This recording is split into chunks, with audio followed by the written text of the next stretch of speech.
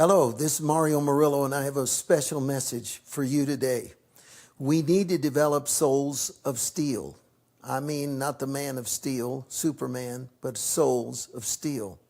One of the most interesting predictions about the last days, the days we're living in, is that it said those who violate the covenant, he will corrupt with flattery.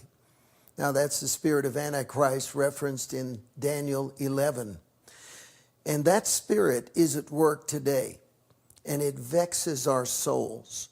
And those who are susceptible to it are framed this way: they break the covenant. Now, let me tell you how that works. We have two kinds of people in our society: those who have an addictive personality, and they're everywhere. In fact, 76% of all Americans are on prescription medication. The opioid epidemic is clear to all of us. Americans are easily addicted.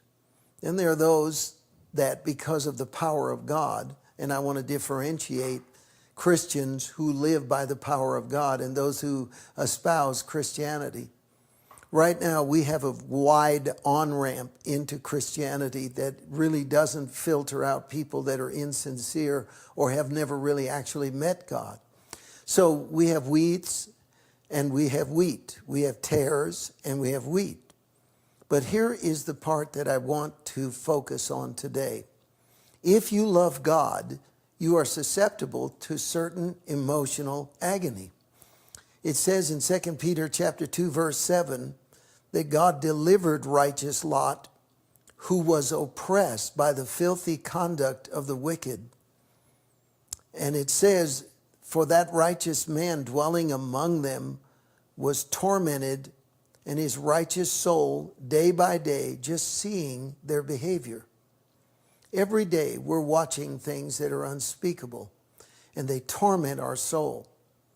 And there's a lot of teaching about how God can prosper us. There's teaching about how we are elite people with divine authority, but we need something inside that's like steel, that makes us stronger than the news we get on TV, the rash behavior of people that are close to us, and sudden betrayal, backstabbing, all kind of things that are going on. And then we see perversion. We see madness. When we hear about the Las Vegas massacre, for example, one of the vice presidents of CBS said, I have no sympathy for those people who were shot and killed because they're country music fans, and most of them are Republican. Now, you might think that I said that in order to incite some kind of a right-wing reaction. That's just an issue of common decency, and it's prevalent on both sides of the spectrum. And every day we live with perversion, rudeness, strange and unpredictable events. And we've got to have an anchor in our soul. And I believe one thing that we need to value is the intimacy with God that makes us stronger than the day and the times we live in and the feelings that come rushing into us. Now let's look at Psalm chapter 11, the 11th Psalm, verse 3. If the foundations are destroyed, what can the righteous do? Let's start with that. That's an excellent question. The psalmist is saying, if they tear up the foundations, what can the righteous do? We are watching the first real entrance into the American mainstream of persecution against Christians on levels we never have seen before. Of course, Jesus said pretty plainly, he said, everyone's going to hate you because of me, but he who endures to the end will be saved. Now, this endurance that he's mentioning is what today is about.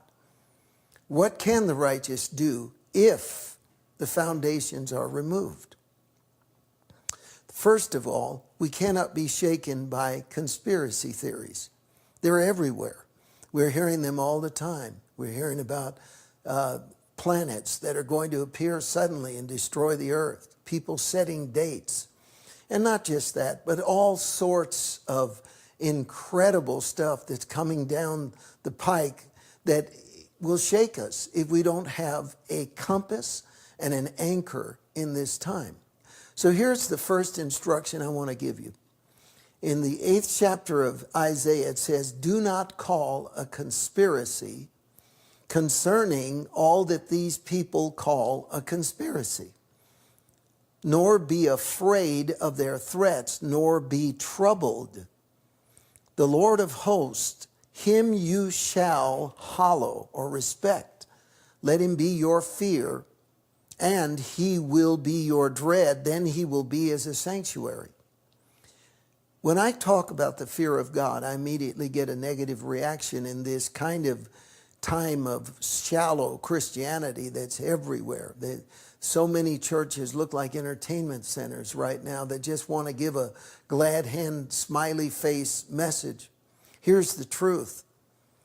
We need to have God become the ultimate force in our existence. I've got to be concerned about what God thinks more than what anyone else thinks. I've got to see everything through the lens of my walk with God. I have made him the ultimate factor. The onus is on me to know God, to know him well, to know him deeply, to know him daily, and to make sure that in everything, the thing that really moves me is this. I can run out of money, but I can never run out of God. I can never in my life be allowed to jeopardize the security that I have in Almighty God. He's got to be more real to me than symptoms in my body, my bank account, the headlines, the threats to the environment, quote unquote, and everything else that we're hearing right now.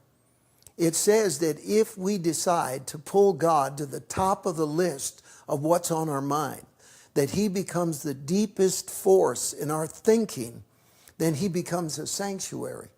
There is a force field that immediately gets built around our soul because God is the ultimate force of our peace of mind. Now, Jesus said in John 14, verse 27, peace I leave with you. My peace I give you. Not as the world gives, I give to you. Let not your heart be troubled, neither let it be afraid. The next thing that you need to understand in having a soul of steel is that it is a choice. You choose to have such a soul. For example, Jesus said, let not your heart be troubled. Sometimes we read that because it's comforting to hear that he has given us peace that the world hasn't given us, that we are comforted by the promise, let not your heart be troubled. And we forget that's a command. That's a moral edict. That's a manifesto. That's a statement for which there is no negotiation. Just the same way God said, don't commit adultery, don't murder, don't lie, don't cheat. He says, don't let your heart be troubled. That presupposes a conversation with your own soul. And that's what David did in Psalm 40. He said to his soul, why are you troubled? Why are you cast down? That kind of talk is important. Recently, I read an article about the fact that when people look in a mirror and talk to themselves, that their mind and attitude and mood actually shifts. If they say to themselves, look, why are you afraid? What's the matter with you right now? Why is this throwing you? Why did this remark offend you so much? Why are you being discombobulated by this? The scientists have proven that such talk in looking in a mirror actually alters the mood and releases in the body a motivation to try harder. Well, times a million when you say, my peace I leave you, not as the world gives you, but I give you. Let not your heart be troubled, neither let it be afraid. That is something you cannot allow for yourself. Now, what's really hard, surprisingly, is not living your life for God in front of non-Christians. By and large, they'll respect your space and understand you made a choice. It's the flaky Christians around you that are going to be your major threat, because they're not going to understand why you revere a daily devotional life, why you respect biblical choices in your practical daily life, why Jesus is not just some cosmic butler that follows your every whim, but he is somebody that has the right to order your existence. And you're going to seem weird to them. But it's important because you'll look around and the first storm that comes, you'll be the one standing. They'll be swept away and they won't even know why it happened. Now let's look at something else. In Isaiah 26, verse 3, there is a very significant promise. This is what God said. You will keep him in perfect peace, whose mind is stayed on you, because he trusts in you. Here's the promise. The byproduct, the result, the outcome of a focused heart that's dwelling on God is peace. Not just some peace, but perfect peace. That means that when decisions come, when storms come, when unexpected crisis strikes, it is that gaze at God that holds me no matter what. In Psalm 91, it begins with the word because. This is an important word because it's saying, I'm about to describe something that happened to you, and I'm going to give you the reason it is happening to you. Because you have made, I'm reading verse 9 of Psalm 91, because you have made the Lord, who is my refuge, even the Most High, your dwelling place, no evil shall befall you, nor any plague come near your dwelling. For he shall give his angels charge over you to keep you in all your ways. In their hand they will bear you up, lest you dash your foot against a stone. Now here we have, once again, the undeniable, consistent thread, dwelling, gazing, abiding, making him first, drawing direct life from God himself, so that life, it loses its power to throw you, complicate you. Have you noticed in your Christian friends, especially, say, young people, there is an erratic up and down to their life. Some days they're for God, the next day they're cursing and saying that God isn't real. And you wonder, where does all this instability stem from?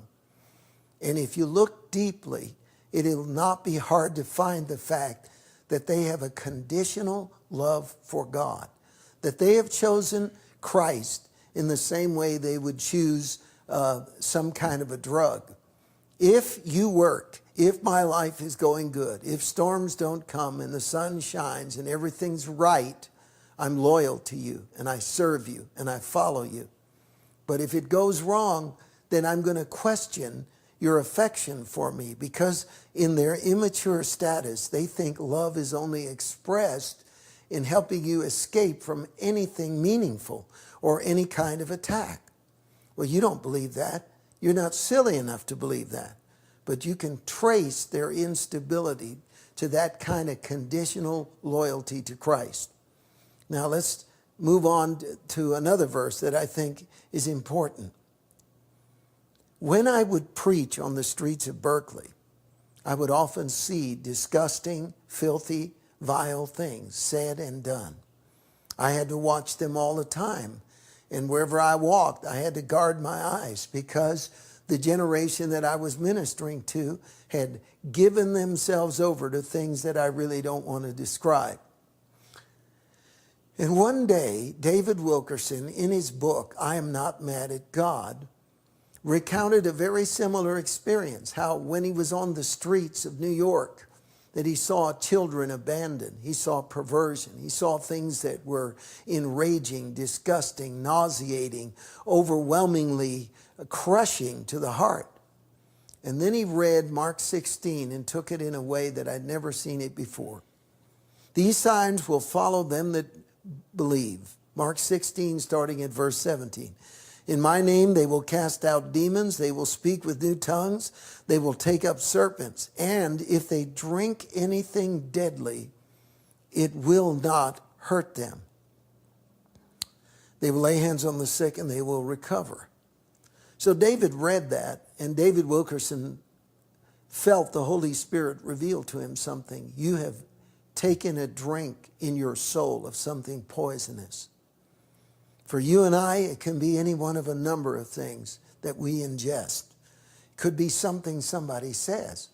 It could be somebody who loved us, allegedly, and suddenly ran off with someone else. Life has so many hidden landmines, it's amazing. But deadly poison is sudden bad news, disheartening betrayal. All of these things hit us, especially today. And David understood. David Wilkerson said, you know what, I'm going to take that promise that if I drink anything poisonous, it's not going to harm me. So all the images of the day that were so toxic, he would in prayer pray, and the Lord would cleanse his spirit and set him free again. Now let me tell you something. Jesus said this. He warned us in Luke 21, verse 34. But take heed to yourself. Let's just finish with that. Don't you need to take inventory of the condition of your soul to see if it is steeled against the things that are going on around you? It says, take heed to yourselves, lest your heart be weighed down with carousing, drunkenness, and the cares of this life.